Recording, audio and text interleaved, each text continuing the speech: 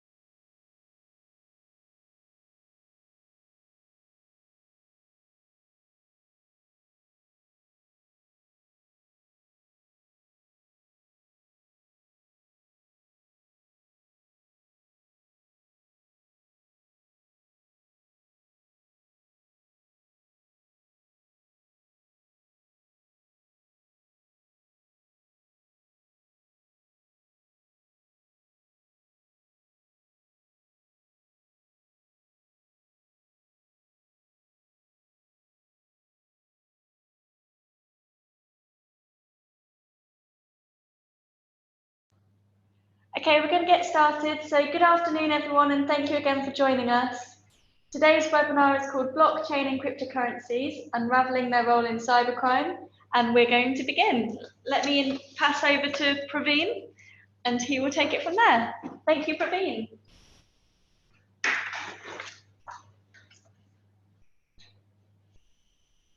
Okay, thank you so much, Jessica. And it's indeed a pleasure to be speaking with you all today. I'm Praveen Joseph. I'm a cybersecurity consultant and trainer here at Ingram Micro, part of the cybersecurity team. And I'm really excited to be speaking to you about a topic which has been in the news for a lot of reasons for quite some time right now. And I'm sure everybody here has heard the phrase blockchain, has heard the phrase cryptocurrencies, and has always wondered exactly what really is this supposedly groundbreaking and transformative piece of technology. So I'm really excited to tell you that yes, most of the hype really is true. Most of the things you've heard about the blockchain and cryptocurrencies really are, in fact, very well grounded, and they do have a good dose of reality in them. So what I'm going to do is we have split this webinar into multiple sections, and let me just show you the agenda. I'll be speaking for about the first two sections, wherein I'll give you a quick introduction to the blockchain itself, and also an introduction to cryptocurrencies and what they really are. And within my sections, I hope to give you a deep understanding of the technologies involved and really how they function, right? And how cryptocurrencies are different from the traditional banking that you and I are very well used to as of today. And further to that, I will hand it over to my colleague, Mohammed Kataksha, who's our cybersecurity solutions architect here.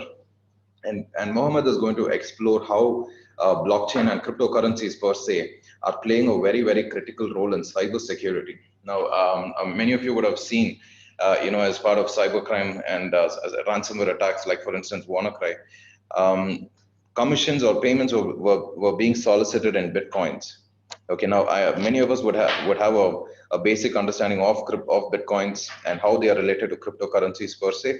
Mohammed is going to take us on a journey wherein he will explore this role of cryptocurrencies in cybercrime in greater depth. Okay, so I hope you're as excited as all of us are here today at Ingram Micro. We're going to start on this really exciting webinar. Thank you so much for joining us, and here we go. All right, so what really is the blockchain? Now, like I said, a lot of hype has existed around this topic, and all of us have heard this phrase being thrown around a lot in a lot of contexts. But what I'll do is I'll take a simple non-technical analogy and help us, which will hopefully help us to understand the whole science behind the blockchain. What is the intent of the blockchain per se? So what I've shown here is a simple comparison between how people create and consume news stories as of today. All right, so on the top left, you have traditional media, which is your newspapers, you've got your cable TV channels, etc. These are authorities or centers of power which determine what news is going to be published the next day or even on the same day in the case of TV, right? So we as citizens, we as general public, we trust these entities, the newspapers, the channels that we see on TV, we trust them for giving us correct and accurate news. We trust them with our opinions as well as our beliefs, which are based on these news stories that we see and that we consume through them. But with the advent of technologies such as Facebook and Twitter, social media is decentralizing this trust, so to say. So people like you and I, we have the power today to use Facebook or YouTube or any of these social media channels to create and actually publish news stories. Okay, when I say create, I'm not referring to the fake news stories that people actually see on Facebook. Yes, there is another side to it. But if something like a simple incident or you have an experience which is either pleasant or non or otherwise, you have the power today to actually make a story out of it. You have the power to create news out of it. So power is essentially now decentralized, and that is the change that social media has actually brought about. This very concept is what blockchain is founded on, guys. And if you look at your screens, you'll see that I brought about a simple network diagram. And those of us who are in the networking field or familiar with network architectures will kind of relate to what this is. Okay, so here you see a simple network where every computer or every node, so to say, is connected to each other, either directly or indirectly. And the missing element that you see here is we don't have a central server. Okay, so this is what is called a peer-to-peer network, and this is nothing new. People who are in networking, people who have in fact who are familiar with the concepts of torrents and P2P file sharing, they will recognize this architecture. These computers share resources, they share their files, they share their computing power also, so to say, with each other in a very well organized manner, without any central server to monitor them, to manage them, or to allocate load as well as work to each other, to these particular computers. This peer-to-peer network is the founding architecture of the blockchain. Okay, there is no central server, there is no central entity, so to say, to manage these nodes, but the blockchain exists on on this particular network. Files are openly shared between these particular nodes on the blockchain network. Everybody has visibility over it, and everybody has the control over it. There is no concentration of power. Okay, so these are some of the features of the blockchain that you see on the right side of the screen. As I said, the control is extremely distributed. It is decentralized. There is no central authority, and all stakeholders have complete visibility of what is really going on in the blockchain. Okay, so now when I say what is really going on in the blockchain, what do I really mean, guys? I have failed here to actually start with the definition of what the blockchain really is. And I've gotten a little bit into the concept, so to speak. Let me explain the definition. So a blockchain, and you can gather this from the concepts that we just described. The blockchain really is a public ledger. Okay, those of us who are familiar with financial terminologies will be very well versed with the concept of ledger, which is nothing but a consolidation of transactions. Okay, so in most cases, ledgers are not public, definitely not public. They are visible only to entities who are authorized to see them, right? Now, think about the implications when you take this ledger and you make it completely public. Okay, and you don't have a single central entity that is controlling this ledger. Rather, the power is distributed across all the entities involved. So the blockchain, as I said, is a decentralized and public ledger, and you can have a ledger of whatever it is that you want. Okay, now this really depends on the industry that is talking about blockchain, and during the second part of my session, I'll be actually exploring cryptocurrencies, which is just one simple aspect of blockchain, one of the simple implications of blockchains, wherein you are using this ledger to create as well as manage money, right? You're creating money, you're also managing and transferring money across individuals. So this is a ledger of financial transactions. Think about a ledger of any other transactions that occur, for example, in the healthcare industry, data pertaining to a patient, or in the transport and logistics industry, data pertaining to the tracking of a particular shipment, right? So this is a power that blockchain really brings to these industries. You take all this data, you put it together in a single database, you make it decentralized, everybody has access to it, you make it completely transparent, and it is unalterable as well, guys, which is an additional point that we need to consider. Nobody can change these transactions. Once a block is created and added to the blockchain, it is nearly impossible to actually alter a transaction on one of these blocks. All right. Now, let us review some of the industry implications of this approach, right? So I just gave you a few examples, but I want you to understand in greater depth how exactly the blockchain can transform industries. And for this reason, I'm taking you on to the next slide, where we are looking at the music industry with a little bit more detail. All right, as you can see, the layout of the slide is very, very aligned to the previous slide, so you can relate the concepts as and when we go through them. Now let's look at this in a little bit more detail. I'm just going to use the annotation tool to make things a little more easy for you to track, and stay with me, please. So what are the problems that are currently plaguing the music industry, and how exactly is blockchain helping to address these problems? Okay, two of the biggest problems are what you see on the left side of your screen here: copyright infringement as well as royalty payment. What do I mean by copyright infringement? Everybody here is today familiar with the concept of illegal downloads of MP3 files. This is one of the biggest issues that is plaguing the music industry. People are able to actually download illegally songs, music, as and when they are created. I mean, it's almost instantaneous. And this is one of the biggest challenges facing the music industry. And it has also destroyed the careers of a lot of music artists. so to speak. All right, so piracy is one of the biggest issues. And the second problem on the lower left of your screen is the payment of royalty to musicians, right? So when you are an artist and you're creating music, you want to be sure that you get paid every time someone accesses your music. You don't have to be paid the full royalty. Of course, there are other stakeholders involved, and we're just coming to that in a second. But your share of the royalty has to be paid to you. Now, in today's world, this doesn't really happen because of a lot of contracts that are involved in this whole process. The contracts are controlled by various entities. We'll get to that in a second. And at the end of the day, the artists are paid unfairly or with a lot of undue delay, right? So these are issues that artists are facing as of today. And to address this, a lot of small startup companies, there are a number of them, they are actually exploring how blockchain can actually help them to address these issues. So what I'm showing you now on the second part of this particular slide, with the P2P network diagram over here, you see all the entities that are involved in a simple life cycle of a music file. So you have the artist who first creates the music, you have the consumer who finally consumes and listens to the music. What are the various entities that are involved in the middle? You have a record label, like for example, Sony Music. The artist has to go to this record label and then he has to submit the song to them. They take in this, they enroll him or her with a contract, and then they control the terms of payment, and of course they go ahead with the promotion of the music.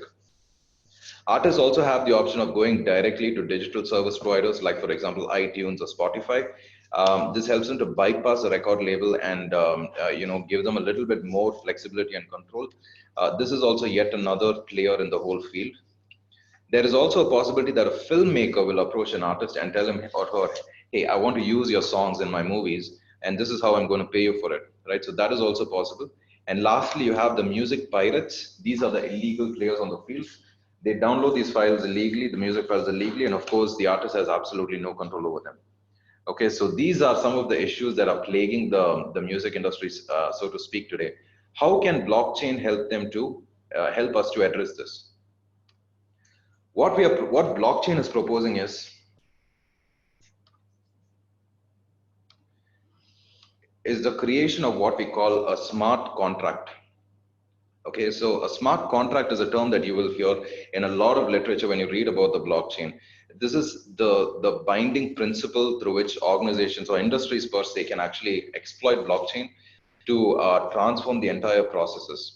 Okay, so what really is a smart contract? It's nothing but a piece of code which is written in such a way that certain functions are carried out when a certain condition is being met. Okay, so consider an example of an artist who is just creating a new song. Now, this song file, the MP3 version of the file or whatever it is, has to be encoded into the smart contract. Copyright information has to be added to the smart contract. The lyrics of the song, what are the digital rights that various entities have over the song, the contact information of the various stakeholders, all this has to be tied into the smart contract. Okay, and then just give me a minute.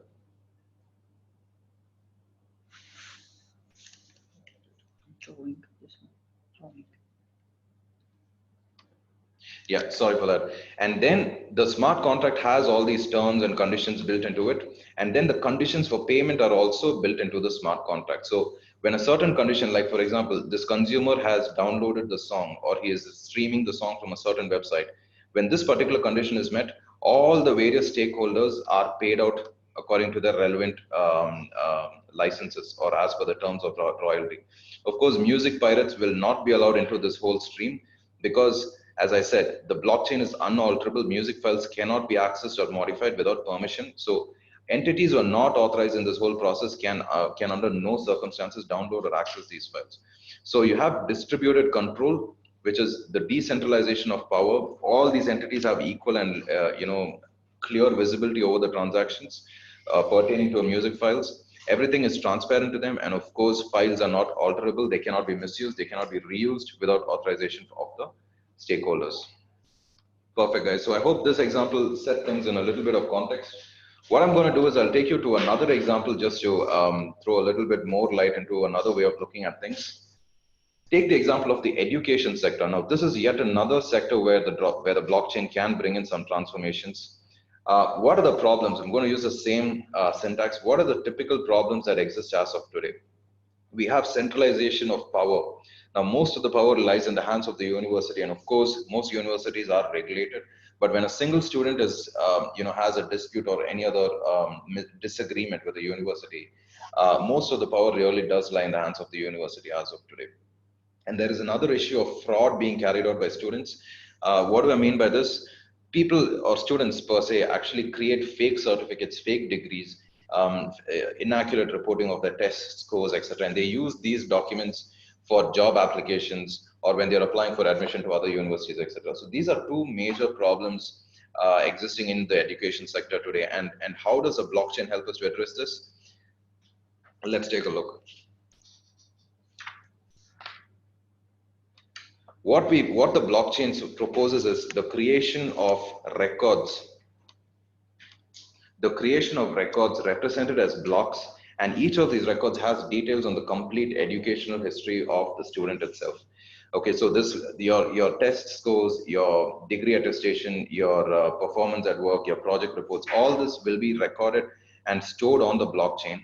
And of course, all these entities that you see on this particular diagram, namely the universities, employers, or anybody, so to speak. Sometimes even government bodies demand your educational degrees to make sure that you are eligible for visa approvals. Employers, of course, for job applications. All these entities will have complete visibility over the complete educational background of the student. So things are transparent to everybody, and of course the students cannot create fake certificates because these are unalterable. And most importantly, the power is decentralized. The university does not have most of the power concentrated with it. The student has equal authority over the university because everybody is now accountable. All the records are auditable. Perfect. Now, when you think about the implications of what this blockchain technology really means, how many people are actually running to embrace it? Okay, it's not really a massive number if you think about it, for various reasons. Because many industries today have existing solutions which are fairly good. Most of the concepts we just discussed are achievable by existing solutions to certain degrees of efficiency. However, blockchain has the potential to transform these existing setups and bring in a whole new level of process efficiencies, visibility, as well as accountability, most importantly. So yes, industries and governments are sometimes adopting them at a very rapid pace. Sometimes they're really slow or not even interested in this. But we need to appreciate the fact that this has a lot of life-changing implications for these industries. All right, guys. With these two sectors, I would like to give you a little bit of an overview about the other sectors as well. I had lightly touched upon these in one of the earlier slides, but I'll quickly run you through them. So we looked at healthcare, we looked at we looked at the music industry, we looked at education. With other industries which can actually benefit from this include the healthcare sector as well as the real estate sector. I'll quickly cover them as well. In healthcare, what is the main issue? One of the issues that is plaguing them is correct maintenance of the medical history of a patient as well as securing it at all points in time. Those of us who are from the security space will be very familiar with HIPAA, which is one of the regulations pertaining to security of health information. Making sure this patient health information is protected and accessible to all entities in an accurate way. That is one of our serious challenges, one of the serious challenges facing the industry today. With blockchain, you can of course create a public and unalterable record of the healthcare information of the patient and make it accessible to authorized entities. So when I said public, it is accessible to authorized entities like the other new doctors of the patient or new hospitals to which the patient is being transferred, insurance agents. All these people need to have accurate visibility of the patient's health information. So claims are being made correctly and can be validated at all points in time. So blockchain gives us a way to address this. Similarly, in real estate, we spoke about smart contracts, and I told you smart contracts are actually transforming the way business is being done in a lot of sectors. Because if you think about it, all businesses operate on the basis of contracts. So a simple example is in real estate, wherein we have our rental agreements or rental contracts. If you create a simple, smart contract which automates the whole process of rent payment as well as provisioning of keys and removal of keys from the tenant, you have a lot of process efficiencies which can be built into the real estate sector. And like I said, not everyone is rushing to embrace this, but this is definitely something which can bring in a lot of value and a lot of process efficiencies in the long term.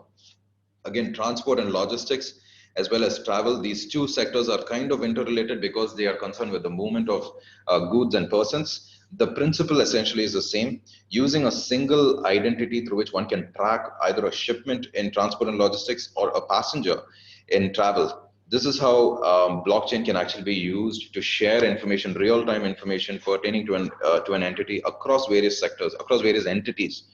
So, for example, if you're traveling and I mean, think about the documents you need to carry when you travel abroad, right? So you need to carry your passport, you have to have your tickets in hand. You might need something specifically for customs clearance and things like that. There's a lot of documentation that you need to carry at the end of the day when you travel. And if you're traveling as a family, I don't need to tell you, it can be a little painful, right, with kids around. So think about blockchain and how this can add value to you. All you need is your digital blockchain ID, and all entities concerned can track you using this one particular ID. So this can be your airline, they can use this identity, your blockchain ID to track your booking, your registration, the fact that you have checked in and how many bags you've checked in. And of course, immigration authorities can also use it for clearance of your immigration, as well as your immigration formalities, right? So the whole process can be streamlined across various entities if blockchain is used for all these entities to talk to each other and share information with each other. Great. With that context, guys, I'm going to move on to the next slide.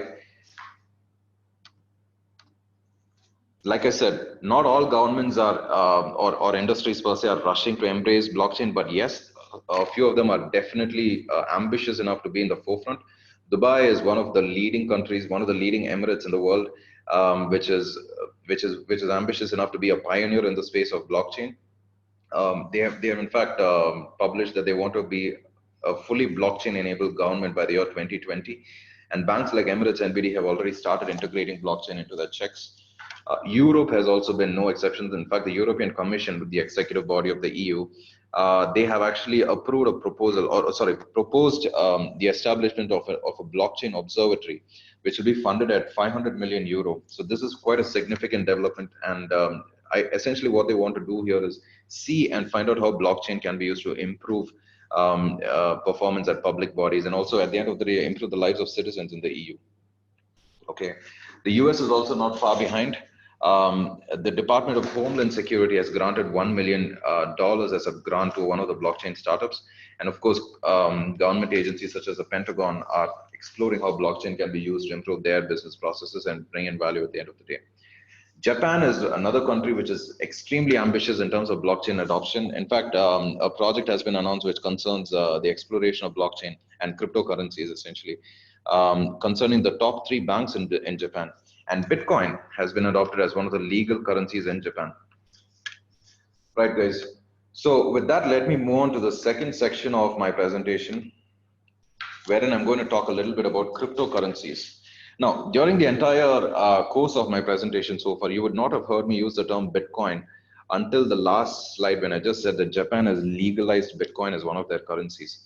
So what really is Bitcoin, and why have I not mentioned it so far? What are cryptocurrencies? What is blockchain? I hope you understood that by now. And how are all these 3 terms, interrelated to each other? We're going to find out in this particular section. And I hope, as I said earlier, you are as excited as we are about this whole concept. Okay, I'm going to start with a quick introduction to the origin of cryptocurrencies and essentially the blockchain itself. If you notice, I hadn't discussed where the blockchain started and exactly how it came about. But if you think about it, blockchain is essentially only a platform. It is, as I said, a decentralized and public ledger of transactions, and it can be used for creating a number of concepts. Cryptocurrencies is just one of these concepts. Okay, now the whole concept of cryptocurrencies was invented by an anonymous entity called, who goes by the pseudonym essentially, Satoshi Nakamoto, which is here on my left side, on the left side of your screen. Now this individual published a paper in 2008, which spoke about a peer-to-peer electronic cash system, which you see on the center of the slide. And this paper is still available for anybody to reference. It's on the Bitcoin website. And on this particular paper, Nakamoto had actually described the whole concept of a blockchain. He described a peer-to-peer network where transactions are public. There is no central authority, and these transactions are unalterable. And he invented and he proposed a new currency which he named Bitcoin. All right, so he had actually invented the whole concept of blockchain with the idea of introducing cryptocurrencies, and his cryptocurrency he called it Bitcoin. With the passage of time, now if you see this was in 2008, over the past few years, industries and other governments have woken up to the realities of the whole blockchain and realized that they can adopt it for their processes as well. So what was Nakamoto's intention in publishing this paper? They were manifold, but the most notable ones were he wanted to eliminate concentration of power with a central authority, and he wanted to address the issue of double spending. What do I mean by double spending? This is one of the biggest issues with digital currency, which is making sure the same same unit of currency cannot be spent twice by the same person. Okay, so he wanted to make sure that this issue was being addressed. And how did he do that? We're going to see in just about a minute.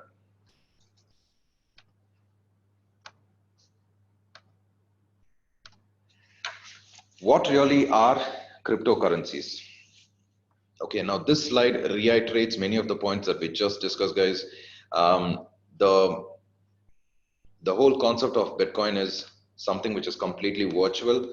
There is no such thing as a physical Bitcoin. Of course, you can exchange your Bitcoins to purchase other currencies like USD or Euro or anything, but there is no physical coins of, physical versions of Bitcoin. They're completely virtual coins. And like we mentioned many times in the past, it is based on the principle of decentralized authority. Power is distributed across all entities, all the nodes on the P2P network that we just saw.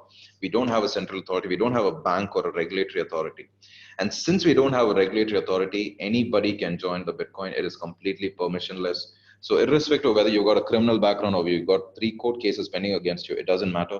All you need to do is sign up on Bitcoin or any other of the Bitcoin wallets, and you can start using Bitcoins. You can start transacting day in and day out. Now, this is one of the reasons Bitcoin and other cryptocurrencies are so popular with cyber criminals. And my colleague Mohammed is going to discuss about that in greater detail. And like I said earlier, right, transactions on the blockchain are unalterable. So once a payment is made, it is literally set in stone. Nobody can change it. They cannot be canceled. They cannot be reversed. All right, the cryptocurrency market is crowded with a lot of players, but the most notable ones would be of course Monero, Ethereum, Litecoin, Bitcoin, and Ripple. You see the logos on the right side of the screen. Of all these, Bitcoin happens to be the first and currently also the most popular cryptocurrency in circulation today. In fact, when it started trading, it was way back in March 2010, and it was worth just $0.03 on that day. But as of this morning, if you check it, one Bitcoin is equivalent to 6,500 USD. So it has appreciated many times in value over the years, over just about 7 years. And people who had the mind to invest in Bitcoin just about a few years ago would be millionaires many times over today.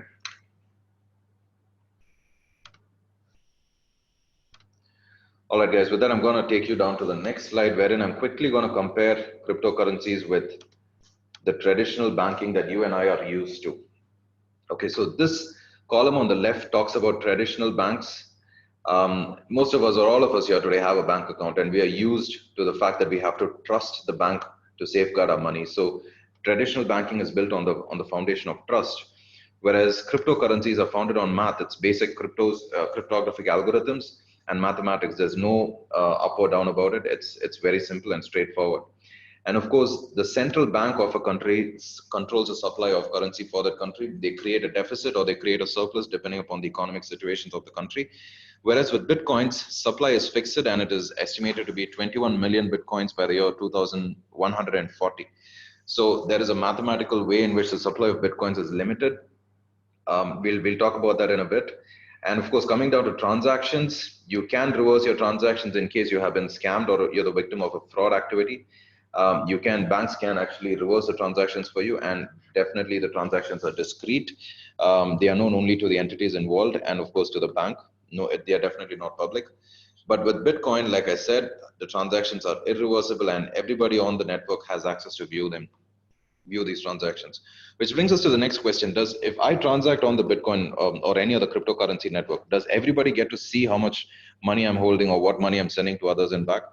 The answer is no, because you will be identified only by your ID on the Bitcoin wallet, okay, or whatever wallet you are using on the Bitcoin, on the cryptocurrency network.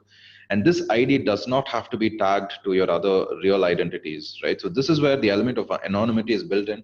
Your real identity can be kept confidential, whereas with your bank, You know that your privacy is not, it's not unlimited. The bank has visibility over your transactions, and if required, they can share it with law enforcement or other regulatory authorities for any investigations that might be required against you.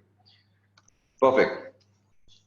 So guys, on this slide, I will be taking a slightly mathematical approach and trying to explain the flow of a simple Bitcoin transaction. As you can see, we're using the same network that was used on the previous slides, the same peer-to-peer network. And I'm going to take a simple example of money being sent from a sender over to the recipient. Okay, as you can see on the screens, they have something which is known as a Bitcoin wallet. It has been downloaded and installed on their laptops. And a Bitcoin wallet essentially is a client application or a client piece of software that anybody has to download and install on the laptops or phones if you want to be a part of the Bitcoin network. Okay, so what really is the wallet? It lets you sign in, it lets you access the network, but at the end of the day, it is essentially a collection of addresses. It gives you a bunch of addresses, and each of these addresses essentially has a balance in terms of number of Bitcoins that they hold. So for example, you might have 5 Bitcoins on this one particular address, and you might have only 1 on this one particular address. Okay, so your balance is essentially represented on these addresses, and each address also has a public as well as a private key, so it has a cryptographic key pair associated with it. Now, if you think about it, it is really tempting to relate this to your account numbers, right? So each address is essentially my account number, is it? Well, the answer is no, and we'll see in a bit how this particular address is used in a simple transaction. Okay, so moving on, assume that this particular entity the sender needs to send money over to the recipient. What happens is the recipient shares his public key with the sender. Okay, so the public key for a new address, for a new Bitcoin address, is shared with the sender, and it is recommended that you create a new address for every transaction, because this is one of the ways where it makes it difficult to track you or trace the transaction back to you. So the recipient creates a new address, he shares a public key over to the sender. The sender creates a new transaction on his Bitcoin wallet. And this particular transaction is encrypted with his own private key. Okay. So, and of course, a public key is associated with the transaction. So anybody on the network can authenticate this particular transaction to the sender.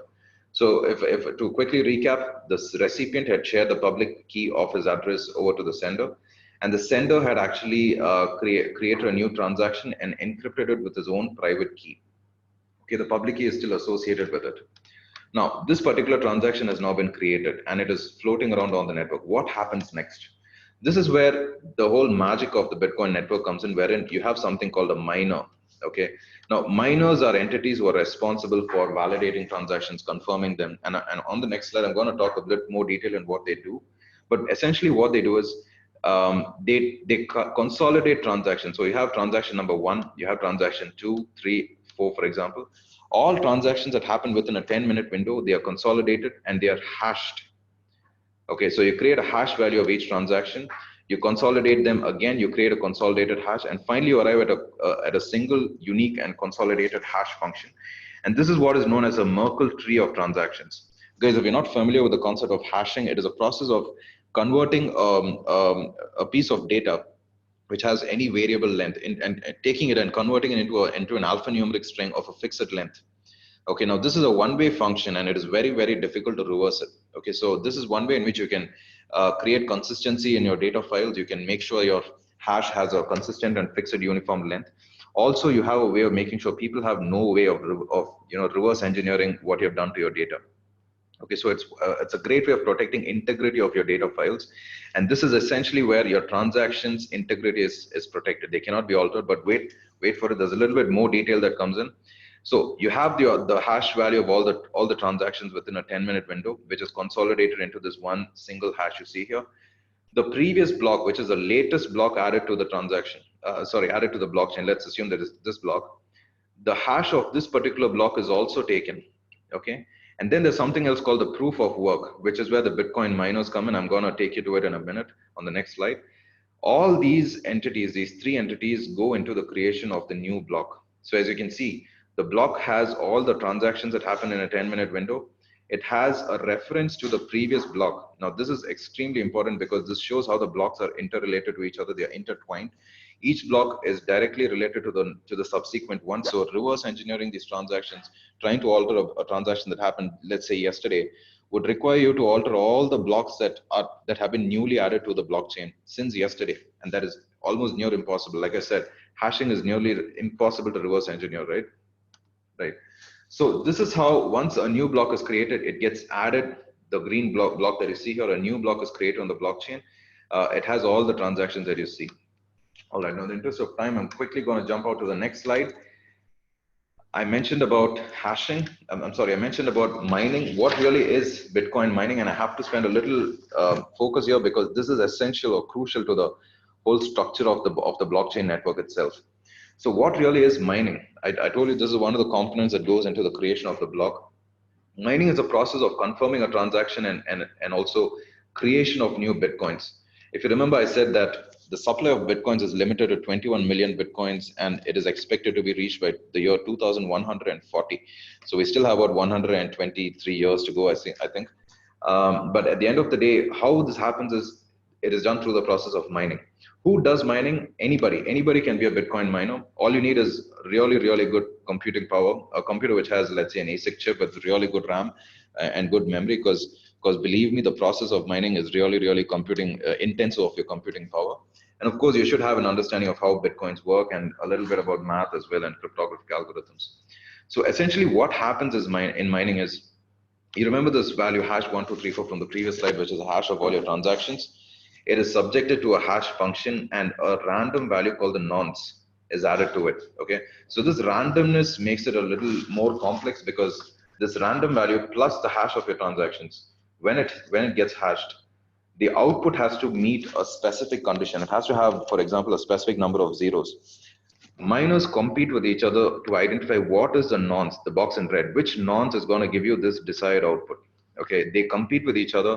The winning miner is rewarded with newly created Bitcoins as well as the transaction fees. So every time a miner successfully mines a block, a certain number of Bitcoins is newly created, plus he's also paid transaction fees. And these newly created Bitcoins are credited to his Bitcoin address. So essentially he gets paid at the end of the day, right?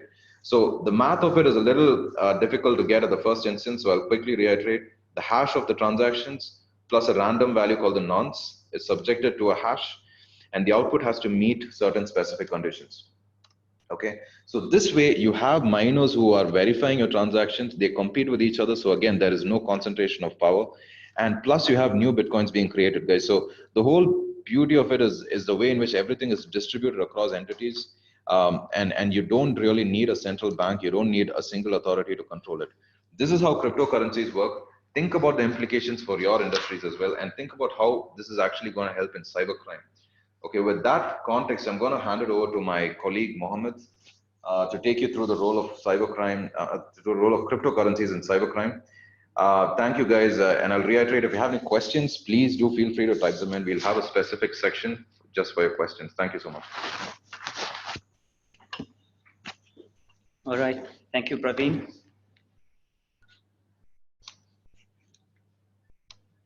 Just move this one.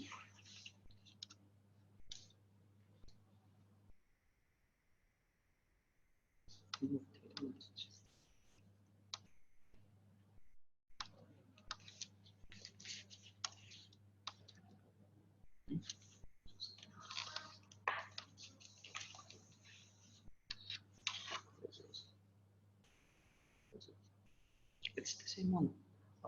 And I don't need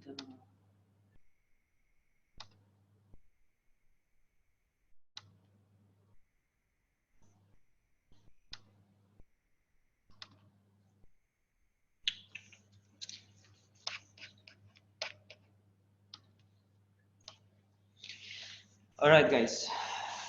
Hello. Okay. Okay. Screen sharing is possible. All right. I'm not sure if everybody can see the screen now.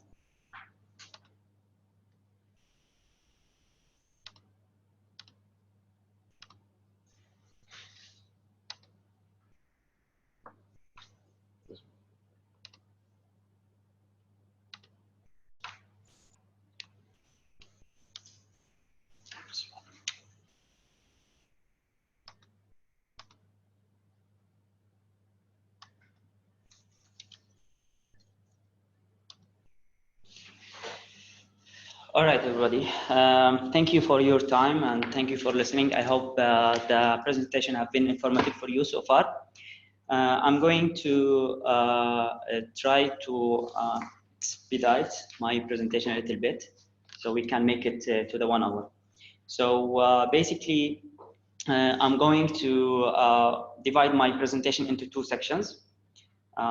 Into one section that will talk about the cybersecurity and the blockchain and the cryptocurrencies role into cybersecurity, and the other section is about the cybercriminal uses of the blockchain and the cryptocurrencies and how these technologies contribute with the crimes, the cybercrimes that we see every day. So I will start with the first area, which is the cybersecurity. So the common problem that so the first solution that it's very common that the blockchain helps with today's traditional authentication process. And I mean by traditional, the process that is uses simple and logins and decentralized architecture for authenticating the users and devices. This is a weak process, especially if the users use passwords that are easy to crack or steal. So blockchain takes the responsibility for a strong authentication and resolving the single point of attack at the same time. In addition to that, decentralized architectures helps provide agreement between parties for their identification. So the solution here is called distributed authentication system. So in traditional centralized authentication process, the human factor is an essential part of authenticating users and devices. But in the distributed authentication system, the human factor is eliminated, therefore preventing it from becoming a potential attack vector.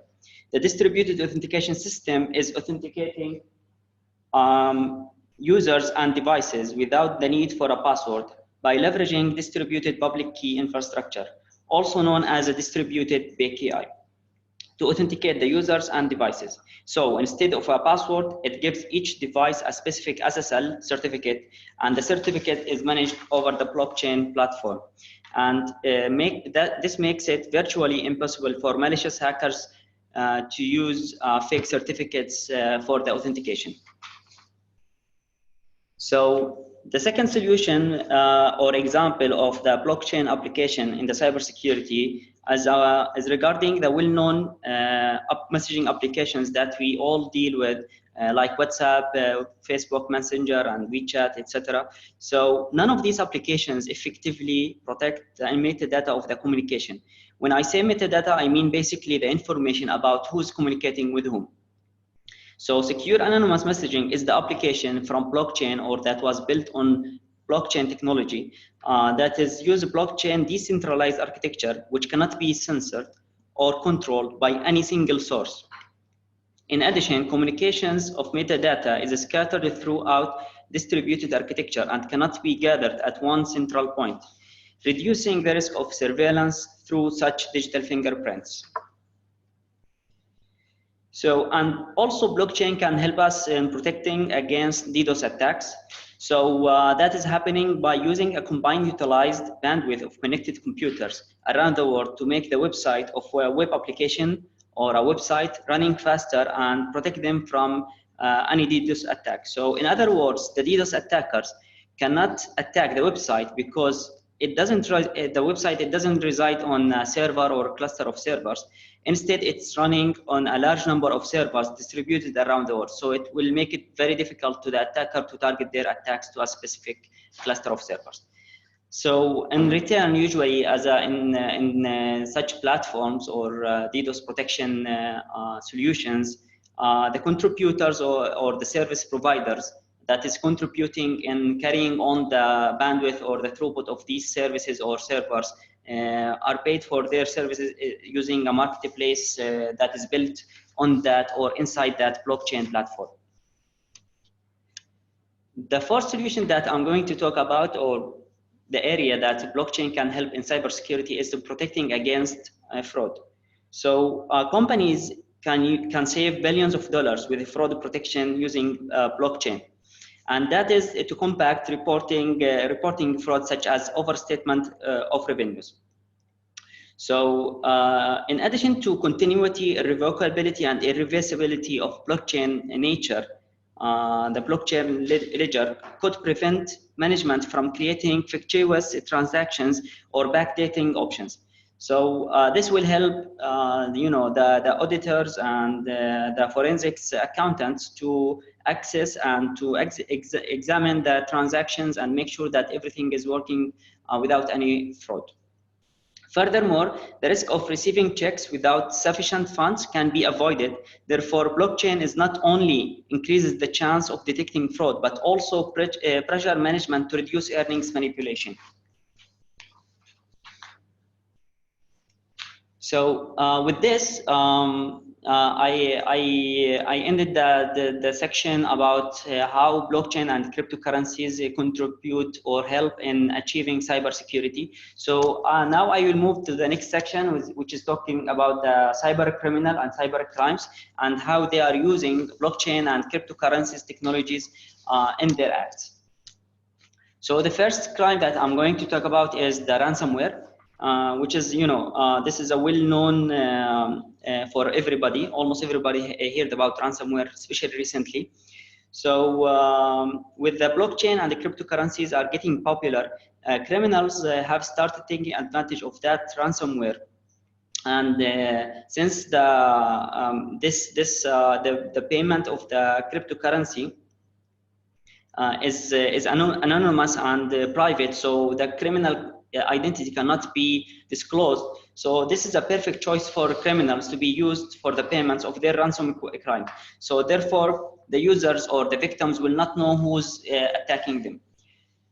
So basically, here I will start with each crime to highlight some technologies and solutions that we can use and we can implement in our enterprises today to protect against each type of the crimes that I'm going to talk about. So I will start with the ransomware. So a strong network and endpoint solution need to be implemented. And up-to-date NG firewall with an exchange in IPS, an antivirus well configured and well tuned. Web proxy and email security also that will help to protect users against attacks that is coming through the channel of the web or the email, and also security practices. And when I say security practices, I'm talking about the basic practices like data backup, patch management or security patches, configuration compliance to a well-known compliances and benchmark like CIS benchmark and NIST checklist, and like some other assessment processes like vulnerability assessment and penetration testing. So a well-known example here about this crime, the ransomware crime, is the WannaCry, and I will not spend so much time on it. We all know about this crime and we all heard about it in the news. So I just wanted to link it to our crime here. The second one is the phishing. And basically the criminals uses, tricks the users to steal the information of their wallets, which was explained by Praveen before. So and once they have access or credentials or login to the users or to the victims' wallets, they will steal their money, and the phishing act is happening. So what really we advise is to implement strong anti-phishing solutions and also to implement user awareness campaigns and trainings to make sure that the users are empowered with enough information and tools to protect against phishing attacks. So a well-known example is the blockchain.info website phishing campaign that happens multiple times. And in the recent time, so the attackers or the criminals were asking the users through a well-crafted email to download a backup for their wallet of blockchain.info, which is really not the case. They are trying to steal this wallet from them. So the third crime is that dark web transactions, which the criminals are using the cryptocurrencies to in the black markets to sell their goods, such as drugs, personal details, and even guns. And here, really, we advise you to implement some endpoint security management solutions to make sure that the special browsers that the users are using to access that dark web are not being installed. in addition to the web proxy to monitor the web surfing traffic, and also to the DLP to control and monitor any traffic that is going to be related to the dark web or the dark web transactions. And here are some screenshots and examples about that. Okay, so I'm moving on to the next crime, which is the exploit. And exploit basically is trying to find a vulnerability inside an OS or application or platform, and use that exploit or exploit that vulnerability to hack the system and try to steal information or money. But most likely in the cryptocurrency and the blockchain is a money. And the biggest example on that is the blockchain based venture capital, which is called the DAO. This is an online venture capital based on blockchain that was, built by users, and they were thinking that this is something that cannot be hacked and can be independent entity on the internet for fund raising and for venture capital. But this was not the case. So hackers managed to attack them and to steal at least $60 million during that campaign. So the last crime that I'm going to talk about is the Ponzi scheme, which is basically a type of fraud operation where the operators generates the returns for the older investors through the revenue that is paid by the new investors. So they are taking from the new and giving to the old. So they will fake that they are making any any legitimate business and any return from their business, while they are taking from new investors and giving to the old one. And this is related to to the what they call it ICO, initial coin offering.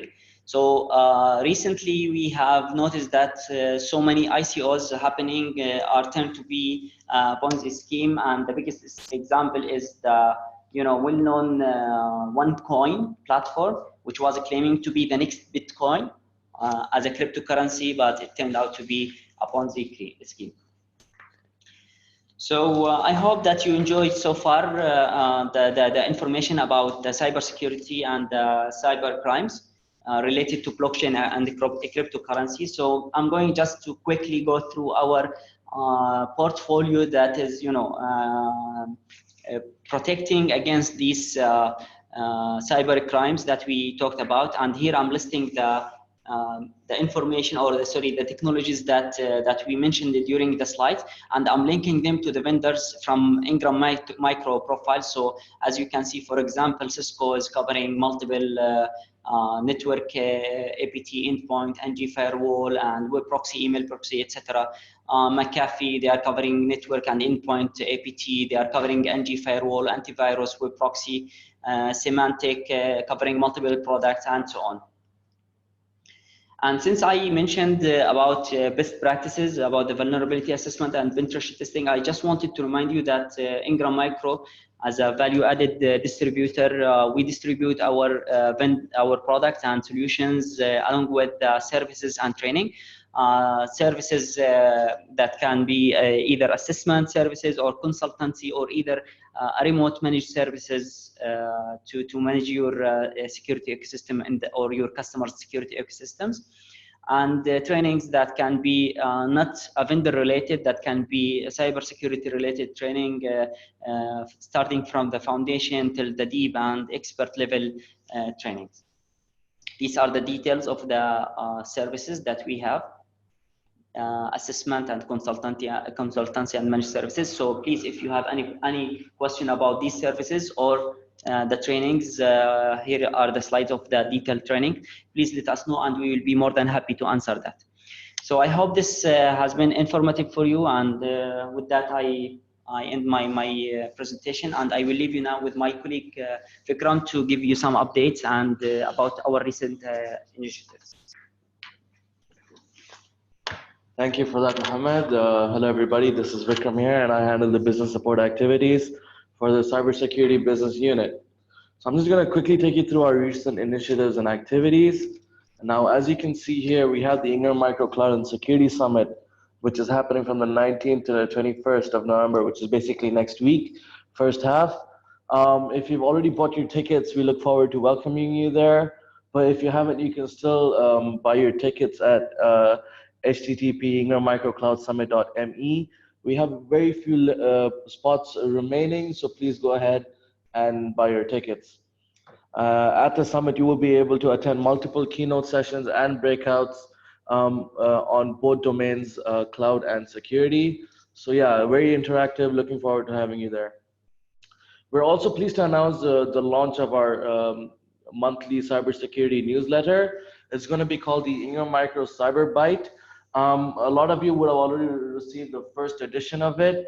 If you haven't, please check your junk email and whitelist it, so the rest of the months go directly into your inbox. You're going to be able to see a lot of interactive news here, a lot of interesting stuff.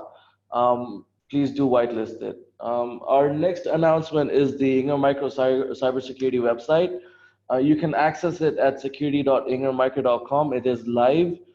Here you will be able to see all our documents on our services, as well as the vendors that we distribute per location.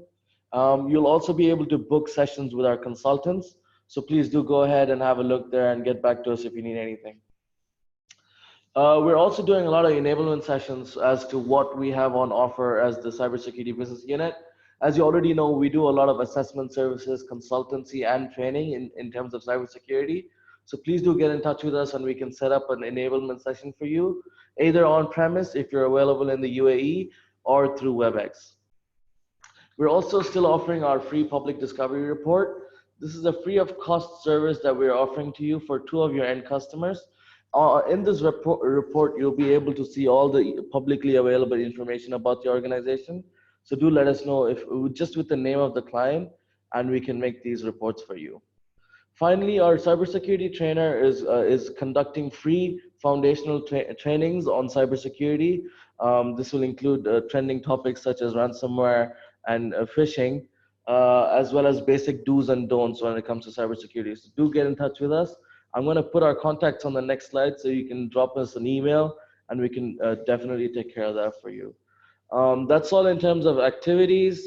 Like I said, this is the team. Our trainer is Praveen and our senior consultant is Mawiya.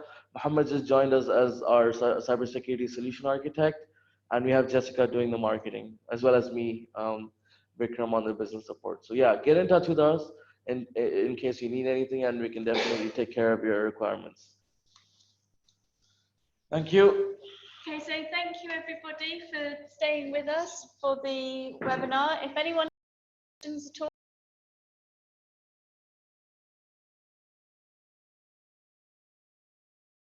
if anyone has any questions at all about everything that we've seen, then please do type them now and we will answer them for you.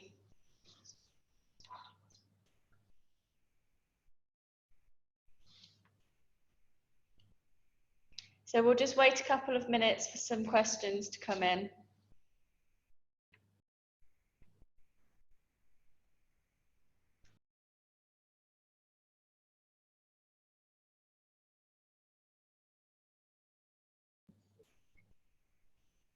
Yeah, what are these? Okay, so we've got one question.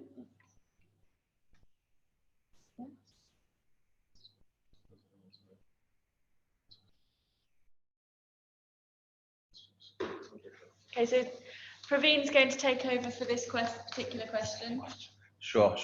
Thank you. And we have a question which pertains to the whole process of the Bitcoin mining. There's a question on the nonce value. How is the nonce value verified? And if there's only one successful miner and the others stop the process once one is successful, then who does the cross checks? Okay, so the question really pertains to the nonce value which we discussed on one of the slides, a random value which is added to the hash of the transactions, and this correct nonce value is the one which actually solves the cryptographic puzzle. Now, the answer to this is there really isn't any central authority, as I said, which verifies the accuracy of the nonces, but rather these are all cryptographic algorithms which are coded into the network itself. So the answer for each question is already pre-built. Okay, so the challenge of the miners is really to find out what is the correct input which will generate the correct output, the desired output, right? So the output is already predetermined for a particular value. It has to meet certain conditions, and only one nonce can actually help to resolve this issue. Again, if there is an issue, there is a situation where two miners at the same time they determine the solution to the to the puzzle. There are mechanisms to actually address this, wherein a tie is created between these two. Between the two miners. So there are solutions to resolve the ties as well. Not dispute, but tie resolution mechanisms are also built into the whole system. But again, bear in mind, the whole concept of central regulation does not exist. There is nobody to cross-check everything, because as I said, the entity that we trust here is math. There is no person or organization that controls it. Okay, is there any blockchain adoption in any other Arab countries except for Dubai? With my understanding, based on my updates on the news, Saudi is also definitely very active in this whole field. In fact, I do believe there is a Bitcoin ATM which is active in Saudi. And as you know, Saudi is really moving towards embracing technological transformation of the entire nation. And definitely they do want to be in the forefront when it comes to blockchain. But the most active one, the one that's leading the forefront, is Dubai as of today with the strategies that we discussed. Thank you, Ahmed Mohammed, for that question. Any other questions, guys?